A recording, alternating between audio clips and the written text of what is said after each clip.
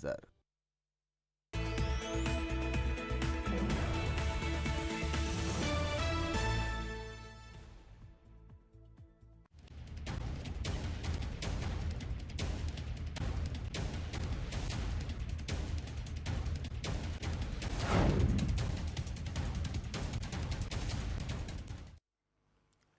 नमस्कार, मैं हूं अरुण शर्मा। आप देख रहे हैं सवाल आपका। आज हम बात करेंगे कोरोना के उस बदलते रूप के बारे में जिसने आज पूरी दुनिया को चिंता में डाल दिया है। जी हां, कोरोना लगातार रूप बदलता चला जा रहा है। अब डेल्टा प्लस वेरिएंट ने दुनिया भर के सामने चिंताएं खड़ी कर दी हैं।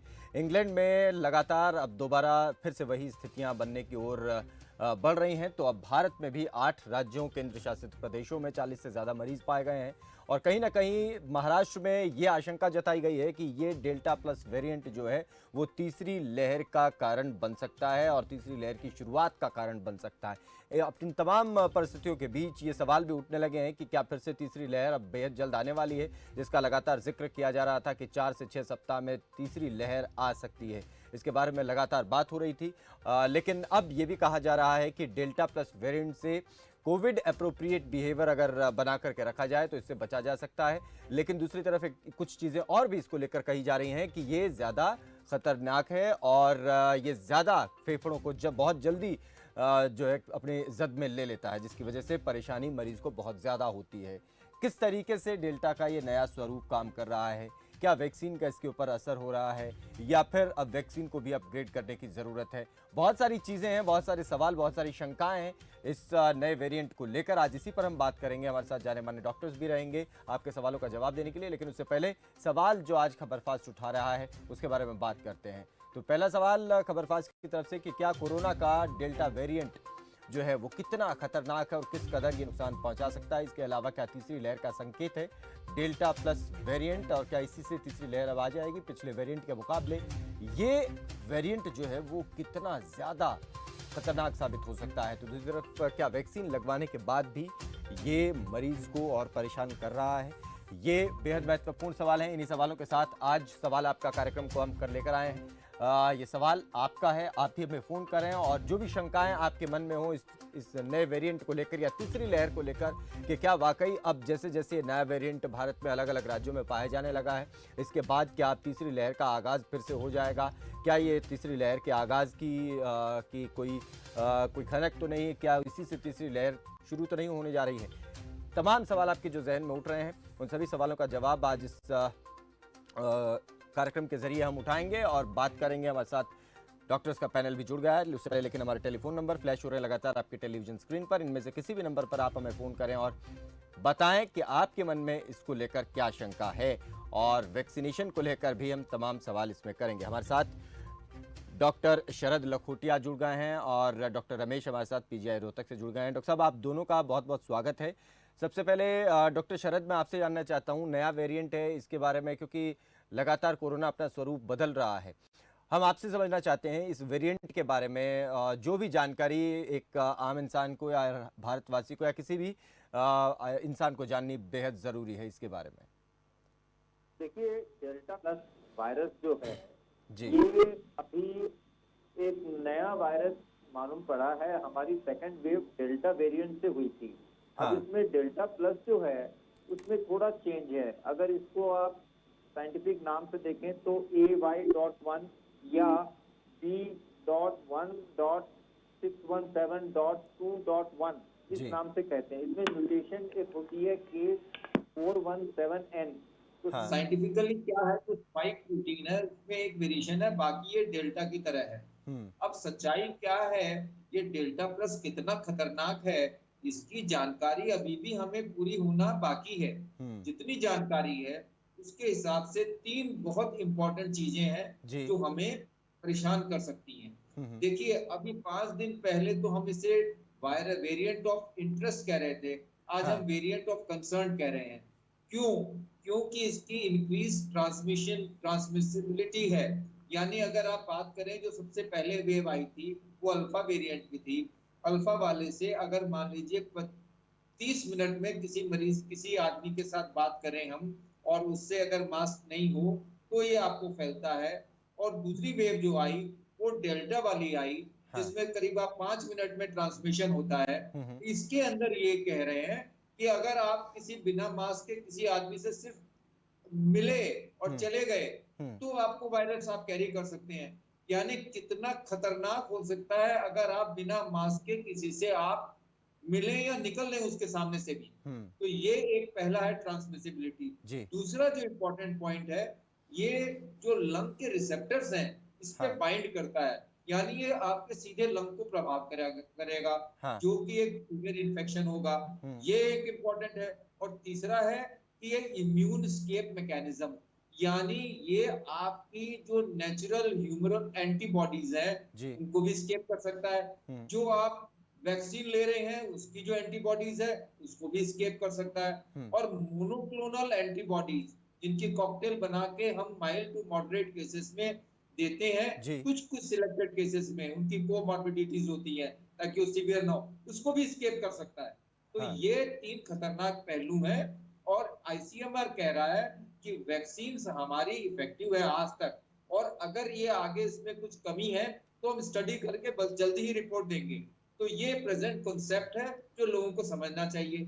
और कहना ये है साइंटिफिकली कि डरना नहीं है, हाँ, ये वो डेल्टा टाइप की चीज है, लेकिन आपको कोविड अप्रोप्रिएट बिहेवियर पे स्ट्रेस देना है, और ऐसी कोई घबराने वाली बात नहीं है। जी। तो ये आपके इस पूरी बात में डॉक्टर साहब दो चीज़ें स्पष्ट हुई हैं। पहली तो ये कि कोविड एप्रोप्रिएट बिहेवियर को रखना ही होगा।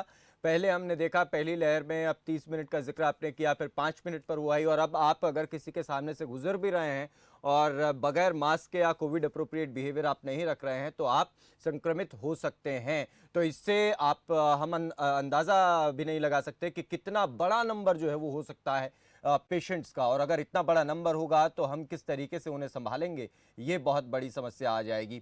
इसके अलावा ये भी चीज़ के वैक्सीन को लेकर यहाँ सवाल फिर उठ जाता है कि जो वैक्सीनेशन, कई जगहों से ये भी खबरें आ रही हैं कि वैक्सीन लगने के बाद भी अब लोग बीमार हो रहे हैं, और ये वेरिएंट जो है, जैसा आपने भी जिक्र किया, कि ये उसे भी धोखा दे सकता है। तो चीज़ें कहीं ना कहीं थोड़ी सी शंका में डालती हैं। तो वैक्सीनेशन को लेकर थोड़ा आप अगर और स्पष्ट कर सकें कि जिस तरीके से अभी वैक्सीनेशन जिन डोजेस का चल रहा है, वो कितना इफेक्टिव है इससे बचाने के लिए? क्या अभी भी वो चीजें हैं कि वो सीवियर कंडीशन में ले जाने से बचाएगा वैक्सीन, अगर ये डेल्टा प्लस वेरिएंट भी अटैक करता है? देखिए, आज के दिन हमारे यहाँ कोविशील्ड और कोवैक्सीन हम्म, बिल्कुल प्रभावी है और अच्छा काम कर रही है।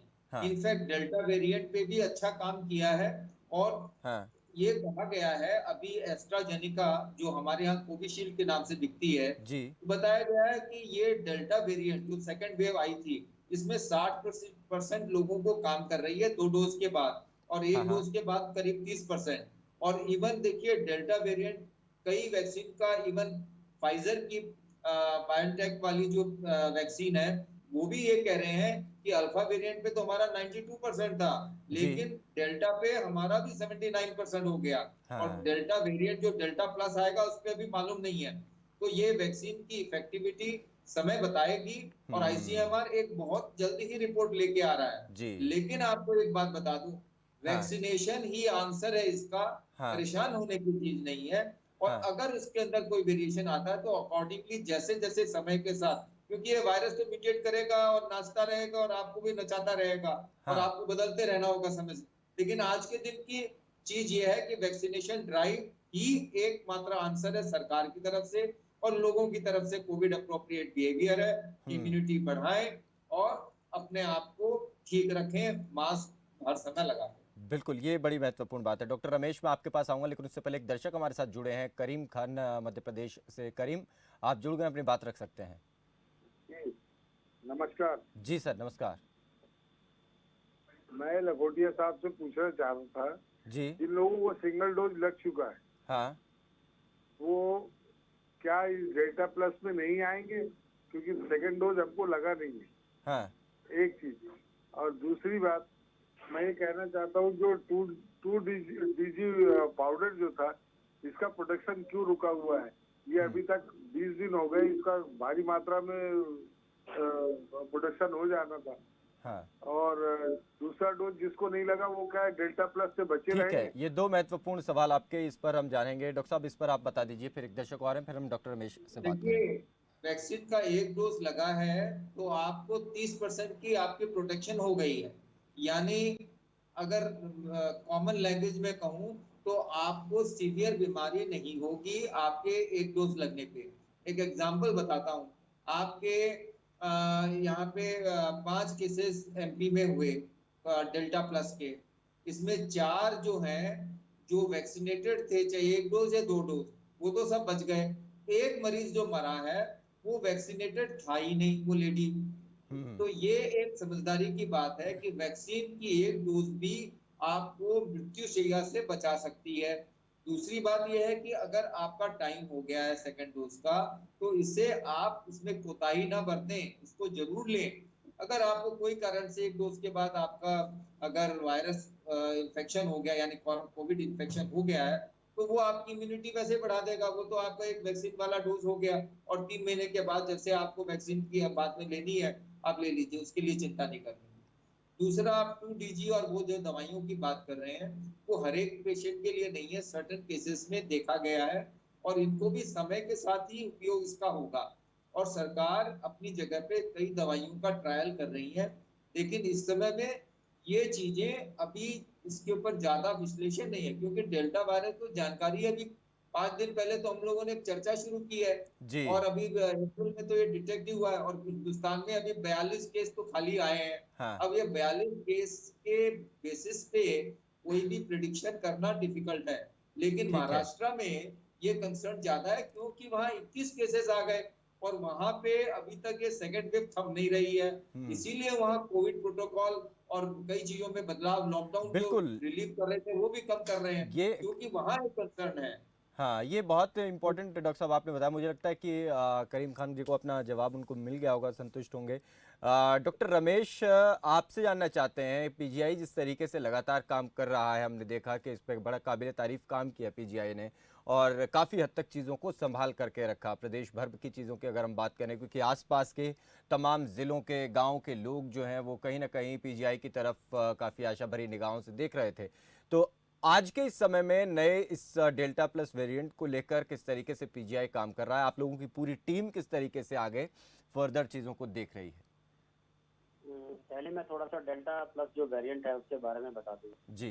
क्योंकि हमारे पास अभी लिमिटेड डाटा है, हाँ। तो हम अभी कह नहीं सकते कि कितना हार्मफुल होगा आने वाले टाइम के लिए। हम्म। मुझे ऐसा लगता है कि इससे डरने की जरूरत नहीं है अभी। हाँ। लेकिन हाँ, अगर हम लोग वैक्सीनेशन ड्राइव, जो डॉक्टर ने बोला है, अगर हम लोगों को वैक्सीनेट कर देते हैं और कोविड अप्रोप्रिएट बिहेवियर फॉलो करेंगे, तो हमें डरने की बिल्कुल बात नहीं है। अब रही पीजीआई की बात, तो हम लोग पूरी तरह से तैयार हैं। हमने सेकंड वेव भी बहुत अच्छी तरह से संभाला है, और हम डेली मॉनिटरिंग कर भी रहे हैं। जो केसेस आ रहे हैं उनको अच्छी तरह हैंडल कर रहे हैं, और हमारे पास कोई ऑक्सीजन की कमी नहीं है, बेड की कमी नहीं है, आईसीयू की कोई कमी नहीं है। तो हमें लगता है कि आने वाले टाइम में अगर बाई चांस कोई थर्ड वेव इतनी सीवियर हुई जी। जैसे कि सेकंड वेव आई, तो हम उसके लिए पूरे तैयार हैं। बिल्कुल डॉक्टर साहब, और एक और चीज़ जो मेरे दिमाग में आ रही है कि बच्चों के लिए क्या तैयारियां हैं और किस तरीके से एनआईसीयू वार्ड की तैयारियां चल रही हैं। और क्योंकि जैसे आप भी जानते हैं कि इस बात का अंदेशा लगाया गया कि बच्चों को ज़्यादा इफेक्ट कर सकता है, लेकिन आज अब बहुत सी रिपोर्ट ऐसी भी आ रही हैं कि ये सिर्फ बच्चों को ही नहीं, हर उम्र के व्यक्ति को अब आगे अगर तीसरी वेव आती है तो इफेक्ट करेगी ही करेगी। तो उसको लेकर आप लोगों की तैयारियाँ किस तरीके से चल रही हैं? देखो, ये भी मेरे को लगता नहीं कि कोई इसका आधार है कि बच्चों को ज्यादा इन्फेक्ट करेगा, क्योंकि मुझे ऐसा लगता है कि लोगों की ये सोच है कि पहले ओल्ड एज में आया, फिर सेकंड वेव यंग एज में आई, तो थर्ड वेव बच्चों में आई, लेकिन उसका कोई आधार नहीं है। हमारे पास कोई इसका डाटा नहीं है। हाँ। लेकिन आने वाला टाइम ही बताएगा कि बच्चों में इन्फेक्ट होता है या नहीं होता। हाँ। लेकिन अगर मैं पीजीआई की बात करूं, हम लोगों ने सेपरेट बेड तैयार कर लिए हैं, आईसीयू बेड बच्चों के लिए तैयार कर लिए हैं। हम पूरी तरह से तैयार हैं, जैसे सेकंड वेव हमने संभाली है। हमें लगता है कि हम थर्ड वेव में काफी लोगों की जान बचा सकते हैं। ये बहुत बढ़िया है कि आप इस तरीके से पहले तैयारी रखे हुए हैं। एक दर्शक हमारे साथ और जुड़ गई हैं, उनसे बात करेंगे। नेहा है हमारे साथ। नेहा जी, आप जुड़ गई हैं, अपनी बात रख सकती हैं आप।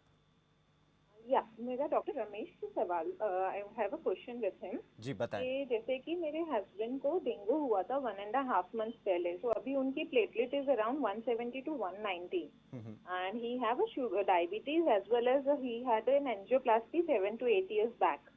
तो पूछना था कि अभी वो वैक्सीनेशन ले सकते हैं क्या?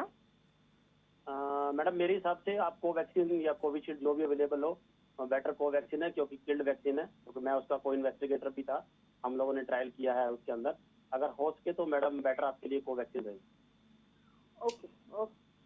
चलिए, बहुत शुक्रिया आप जुड़ी। तो डॉक्टर रमेश, वैक्सीनेशन को लेकर जिस तरीके से अभी डॉक्टर साहब भी जिक्र कर रहे थे कि हम ज़्यादा से ज़्यादा लोगों को वैक्सीनेट अगर कर देंगे तो चीज़ें हमारे कंट्रोल में रहेंगी, लेकिन ये भी बात कही जा रही है कि जो नया वेरिएंट है वो उससे भी धोखा दे सकता है, आपकी इम्यूनिटी को भी धोखा दे सकता है, और वो आपके फेफड़ों को बहुत ज़्यादा और बहुत जल्दी इफेक्ट कर देता है। इन चीज़ों को लेकर आपकी टीम आगे कैसे देख रही है, और क्या वाकई कुछ इस तरीके की अगर चीज़ें होती हैं तो नंबर बहुत ज़्यादा हो सकता है, ऐसी आशंका है कि अगर ये डेल्टा और ज़्यादा प्रसार करता है तो? क्योंकि हम लोगों ने जो भी वैक्सीन की जो टेक्नोलॉजी है ना, जी। बेसिकली वो ओल्ड टेक्नोलॉजी है। हाँ। मुझे ऐसा लगता है चाहे हमने कोवैक्सीन में यूज किया या कोविशील्ड में, हाँ उसमें हम लोगों ने स्पाइक प्रोटीन यूज किया है। हालांकि कोवैक्सीन के अंदर हमने होल वायरस यूज किया है और हाँ। कोविशील्ड के अंदर हम लोगों ने स्पाइक प्रोटीन यूज किया है। हम्म। लेकिन जब भी कोई म्यूटेशन होगी, मुझे ऐसा लगता है कि दोनों वैक्सीन इफेक्टिव होंगी। हाँ तो एज ए, क्योंकि मुझे भी 30 साल का एक्सपीरियंस है, हम लोग भी वैक्सीन ड्राइव रूटीन की वैक्सीन यहाँ लगाते हैं। जी। मुझे ऐसा लगता है कि वैक्सीन जो है पूरी कामयाब होगी। हाँ, हम्म। लेकिन डरने की बात उनमें जरूर है जिनको कोई क्रोनिक डिजीज है, जिनको शुगर है, या किसी को खून की कमी है, या कोई कैंसर है, या कोई हाइपरटेंशन है, या किसी को हार्ट की प्रॉब्लम है, या किसी को फेफड़े की प्रॉब्लम है। हाँ, उनको डरने की जरूरत है, लेकिन वो अपना जल्दी से जल्दी वैक्सीन लगाए हाँ। ताकि आने वाले टाइम में वो बच। हाँ, और अल्टीमेटली कि हमें कोविड अप्रोप्रिएट बिहेवियर रखना ही होगा, उसको हम अगर छोड़ देंगे तो इन्फेक्टेड होने का खतरा बहुत ज़्यादा है। डॉक्टर शरद के पास मैं जाऊंगा, लेकिन उससे पहले देवदत्त हमारे साथ जुड़े हैं मध्य प्रदेश से, हमारे एक दर्शक। देवदत्त जी, आप जुड़ गए हैं कार्यक्रम में, आप बता सकते हैं, अपनी बात रख सकते हैं जी। नमस्ते सर। जी नमस्ते, बताएं। मैं ये पूछना चाहता था जी। कि मुझे अभी अप्रैल के बीच में कोरोना की जांच करवाई थी तो पॉजिटिव आया था। मेरी उम्र 58 साल है। हाँ। तो क्या मैं पहला टीका लगवा सकता हूँ? ये ठीक लोग है। कह रहे हैं, कुछ लोग कह रहे हैं 90 दिन बाद लगेगा। हाँ, डॉक्टर रमेश, मैं चाहता हूं कि आप इनका जवाब दें मैं कि इसका जवाब हाँ। देता हूँ आपको। हाँ। क्योंकि गवर्नमेंट ऑफ इंडिया की गाइडलाइंस हैं, अगर आपको कोविड हो जाता है तो आपके 3 महीने के बाद आप कोई भी वैक्सीन जो अवेलेबल है आपके एरिया में आप लगवा सकते हैं।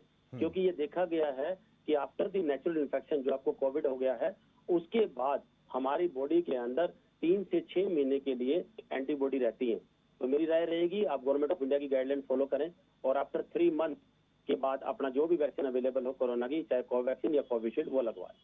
तो 90 दिन बाद ही लगवा पाएंगे? हाँ, नेचुरल है, मैंने आपको बताया कि बॉडी के अंदर अभी एंटीबॉडी है, वो जानना चाह रहे हैं आपके कि अंदर है, तो हाँ, आपको प्रोटेक्ट करेंगी। लेकिन हाँ, 90 दिन के बाद आप जरूर वैक्सीन लगवाएं। देवदत्त जी, मुझे लगता है कि आपको आपके सवाल का जवाब मिल गया है। Thank you. चलिए, बहुत बहुत शुक्रिया। डॉक्टर शरद, वैक्सीनेशन को लेकर जो अभी देवदत्त जी पूछ रहे थे, कुछ बहुत सारी चीज़ें और हैं कि कब लगवाया जाए, कब न लगवाया जाए, और चीज़ों को लेकर बहुत सारा और इसमें कन्फ्यूजन भी कहीं ना कहीं क्रिएट हो रहा है। अब बहुत सारी और वैक्सीन आ रही हैं, लोग बच्चों के लिए भी सोच रहे हैं कि बच्चों के पर भी ट्रायल जो है वो शुरू हो गए हैं, तो बच्चों की वैक्सीन आएगी कि रुकें थोड़ा, अभी लगवाएं बच्चों को या ना लगवाएं। बहुत सारी चीज़ें और हैं इसको लेकर, आप लोगों के सामने भी बहुत सवाल ऐसे खड़े होते होंगे निश्चित तौर पर। मैं चाहता हूँ आप थोड़ा कन्फ्यूजन जो बन रहा है इस सब को लेकर दूर करें। देखिए, एक तो ये समझ लें कि वैक्सीन कोई भी आपको मिल जाए जो आपके अवेलेबल है, आप लगवाइए तुरंत, पहला नंबर।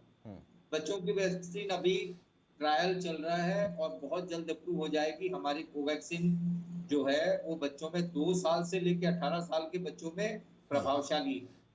तीसरी बात, जैसे अभी कर्नाटका में एक सर्वे आया कि हम एक्सपेक्ट कर रहे हैं कि बच्चे ज्यादा इन्फेक्ट हो सकते हैं जी। बिकॉज को इस वेव के अंदर, थर्ड वेव में पॉसिबिलिटी ज्यादा है और उसका इंतजाम करना है और बच्चों की वैक्सीन की भी अवेलेबिलिटी। हाँ। लेकिन अभी एम्स के अंदर एक बढ़िया रिपोर्ट आई है। इन्होंने जब बच्चों का ट्रायल कर रहे थे वैक्सीन का, तो जितने बच्चे बुलाए वैक्सीन के लिए ट्रायल के लिए, उनमें आधे बच्चों में तो एंटीबॉडी पहले से प्रेजेंट थी। हाँ। यानी उनको इन्फेक्शन होके उनके ऑलरेडी उनकी एंटीबॉडी तैयार हो गई है। माइल्ड बच्चों में देखिए इन्फेक्शन होता है माइल्ड, 85% तो वैसे ही रिकवर कर जाते हैं और वो एंटीबॉडी आपको प्रोटेक्ट करके भी रखती है।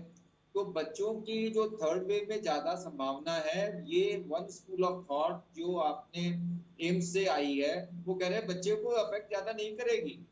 दूसरी और एक और बात है कि चूंकि एंटीबॉडी बन जाएगी, दूसरी बात है कि आपका वैक्सीन जो बच्चों की है वो तैयार हो जाएगी सितंबर में, और सितंबर में आपको मिलना शुरू हो जाएगा बच्चों को, वो भी लगना शुरू हो जाएगी। हाँ। तो ये बचे हुए बच्चे जिनको सेरोलॉजी अगर मान लीजिए करके देखते हैं कि जो एंटीबॉडी नहीं बनी उनको दे सकते हैं या अदरवाइज भी दे सकते हैं, हाँ। तो वो भी एक अच्छा उपाय है।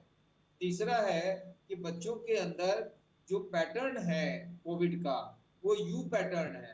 यू पैटर्न का मतलब है कि जो 16, 17, 18 की तरफ एज के हैं या छोटी उम्र 1 साल और कम उम्र के हैं, उनमें ज्यादा अफेक्ट होगा। बीच का वाला जो यू है नीचे वाला, वो अफेक्ट बहुत माइल्ड होता है। तो ओवरऑल जो लोगों में भ्रमित हुए कि कोरोना बहुत ज्यादा बच्चों में अफेक्ट करेगा, उनको डरने की नहीं है। अब 85% तो घर में ही ठीक हो जाएंगे, तो जो 15% जिनको अगर जरूरत पड़ेगी अस्पताल में, उसमें 7% को हो सकता है ऑक्सीजन लगे, 6-7% को हो सकता है कि कुछ प्रोफेशनल केयर, खाली केयर से ही हो जाए, ऑक्सीजन की भी जरूरत ना हो। हाँ। और 2% होंगे जिनको आईसीयू वगैरह की जरूरत होगी, जिसको हाँ। पीकू बोलते हैं, यानी पीडियाट्रिक आईसीयू वार्ड चाहिए। हाँ। तो इस तरह से देखा जाए तो ये परसेंटेज ज्यादा नहीं है, घबराने की नहीं है। लेकिन जानकारी लोगों को होनी जरूरी है, क्योंकि जैसे सेकंड वेव आप अचंभित रह गए, अचानक से आ गया, तो आज उस सबक के कारण हम सभी ऑप्शन ओपन रख रहे हैं जी। लेकिन ये जरूरी नहीं है कि बच्चों को ज्यादा अफेक्ट करेगा, हाँ। जरूरी नहीं है कि बहुत ज्यादा बच्चे अफेक्ट होंगे। सेरोलॉजी जितनी हमारे पास अभी स्टडी हुई है बच्चों के अंदर, हाँ। उसमें 50% वो तो ऑलरेडी एंटीबॉडी प्रेजेंट है। और अगर स्कूल खुल जाए, जो एम्स वालों ने तो कहा कि खोल दो इसको, तो ये आपकी इम्यूनिटी बढ़ जाएगी उसमें भी। तो क्योंकि बच्चों को सीवियर नहीं होता है। जी। तो इस तरह से कुल मिला के आज के दिन सभी हमारे दर्शकों के लिए अच्छी खुशखबरी है कि ज्यादा चिंता करने की नहीं है, लेकिन किसी चीज को इग्नोर नहीं कर सकते हैं। बिल्कुल। जो पॉसिबिलिटी है उसकी तैयारी पूरी रहनी रखनी ही चाहिए, ये बहुत इंपॉर्टेंट है और बार बार हम इसका जिक्र कर रहे हैं कि आपको कोविड अप्रोप्रिएट बिहेवियर को बिल्कुल भी नहीं छोड़ना है। आप तो बाजार खुलने लगे हैं, जगह जगह आप लोग जाते हैं, कई अलग अलग कार्यक्रम हो रहे हैं, आगे शादियों का समय भी आएगा, तो बहुत सारी चीज़ें हैं कि आपको, लेकिन हर जगह आप जब जहाँ भी जाएँ कोशिश करें कि आप अवॉइड कर सकें। पहले नहीं कर सकते हैं तो आप कोविड अप्रोप्रिएट बिहेवियर रखें, मास्क लगा कर रखें और एक उचित दूरी बनी रहे आपकी, ये आप जरूर ध्यान रखें। एक दर्शक हमारे साथ और जुड़ गए हैं, धर्मचंद, फिर हम डॉक्टर रमेश से बात करेंगे। धर्मचंद जी, आप जुड़ गए हैं, अपनी बात रख सकते हैं। डॉक्टर साहब, मैं ये पूछना चाहता हूँ, जिनके सल्फर और पेंसिलिन वो रिएक्शन जैसे करती हो एलर्जी, वो लगवा सकते हैं या कौन सी लगवाएं दोनों में से? अपना सवाल आप दोहरा सकते हैं प्लीज? मैं जैसे सल्फेट लगवाना चाहूँ, वो सल्फेट और पेंसिलिन मेरे को रिएक्शन करता है। हाँ। एलर्जी हो जाती है उससे, तो दोनों में से कौन सी वैक्सीन सही रहेगी? डॉक्टर रमेश, अगर आपको किसी से फूड एलर्जी है या ड्रग एलर्जी है या आपको फॉर एग्जांपल कोई और बीमारी है जिसकी आप लंबी कोई ट्रीटमेंट ले रहे हैं, तो अपने नजदीक के डॉक्टर से कंसल्ट करके फिर ही वैक्सीन लगवाएं। हाँ, अगर वो आपको अलाउड करते हैं तो जो भी वैक्सीन अवेलेबल है, कोवैक्सीन या कोविशील्ड, वो जरूर लगवा लें। मैं प्रोक्नॉल वगैरह चलती है मेरी डॉक्टर साहब? दोबारा रिपीट करें क्वेश्चन अपना। प्रोक्नॉल 40 और एल्प्राजोलम 25.E। नहीं, उसका कोई वो आपका कंट्रा इंडिकेशन नहीं है। अगर आप ये लोग एल्प्राजोलम ले रहे हैं तो आप जरूर से जरूर वैक्सीन लगवा सकते हैं। और इसके अलावा एक ये भी आपके लिए सजेशन है जो डॉक्टर साहब बता रहे थे कि आप अपने नज़दीकी डॉक्टर से या जहां भी आप पहले इलाज करवा रहे हैं आप उनसे कंसल्ट करें और आप उनसे बात करने के बाद आगे आप बढ़ भी सकते हैं। बहुत शुक्रिया धर्मचंद, बहुत बहुत शुक्रिया आप जुड़े। और बाकी वैक्सीन आप तमाम लोग जितने भी हैं, हमें लगता है कि इस कार्यक्रम के जरिए बहुत सारी शंकाओं का, आपके बहुत सारे सवालों का जवाब ज़रूर मिल रहा होगा। फिर भी कोई सवाल आपके मन में आ रहा है जिसका जवाब आप चाहते हैं तो आप हमें तुरंत फ़ोन कर सकते हैं। हमारे टेलीफोन नंबर लगातार फ्लैश हो रहे हैं हमारे आपकी टेलीविजन स्क्रीन पर, इनमें से किसी भी नंबर पर आप हमें फ़ोन करें। कोरोना को लेकर, वैक्सीन को लेकर, नए इस डेल्टा वेरिएंट को लेकर आपके मन में कोई भी शंका है, कोई भी सवाल है, यहाँ पर आपके हर सवाल का समाधान डॉक्टर शरद, डॉक्टर रमेश हमारे साथ लगातार जुड़े हुए। डॉक्टर रमेश, अभी जिन तमाम चीज़ों के बारे में हम बात कर रहे हैं, बहुत सारी शंकाएं, बहुत सारी ऐसी परिस्थितियां बन गई हैं, जैसा अभी हमारे तमाम दर्शक भी फ़ोन कर रहे हैं कि ऐसी परिस्थिति है क्या लगवा सकते हैं, ऐसी परिस्थिति है क्या लगवा सकते हैं, किसी को किसी चीज़ से एलर्जी है तो वो क्या लगवा सकता है।